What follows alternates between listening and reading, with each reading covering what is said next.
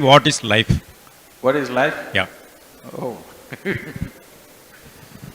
And what's the second part of it? How can you avoid angry? How can you avoid anger? See, if you're driving on the Coimbatore streets, you have to avoid the medians which are placed in odd places. You have to avoid bad drivers.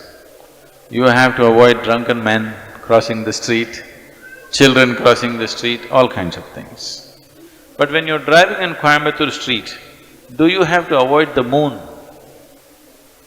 I'm asking you, do you have to avoid the moon? No, because the moon is not on the street, isn't it? So similarly, right now are you angry? No? Then why should you avoid it? There's no need to avoid it. It is just that you think anger is an entity. Anger is not an entity. You become angry. You become angry. Anger is not sitting somewhere and you go hit it. There is no such thing. You become angry. When you become angry, is it pleasant for you or unpleasant for you? Unpleasant for you. Unpleasant for others for sure, unpleasant for yourself also. Today, medical science proves to you, when you're angry, you're actually poisoning your system, you know. We have always known this, but today chemical tests clearly show you that you're actually poisoning your system, generating poison in the system by being angry. So, why would you want to poison yourself? It is not a conscious act. You're poisoning yourself, you're causing unpleasantness to yourself only because your mind is not taking instructions from you, isn't it? It is not taking instructions from you. If it was taking instructions from you, you would have said blissfulness, isn't it? You wouldn't say anger. But now when you want to be peaceful, it is getting angry because it is not taking instructions from you.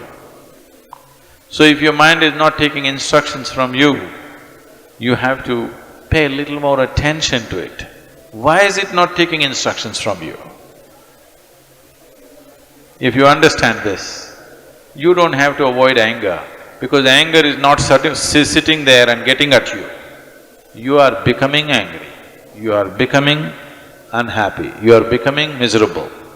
These things are happening to you essentially because you have not done anything to take your faculties under your control.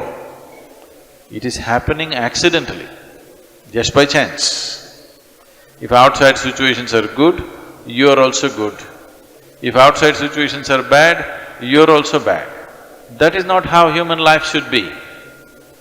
Human life should be like this. If I am good, everything around me becomes good. This should be the reality, isn't it? Right now, if things around me are whichever way, I will become that way. No. Human consciousness should create situations. Right now, situations are creating human consciousness. That's not the right way to shape human life.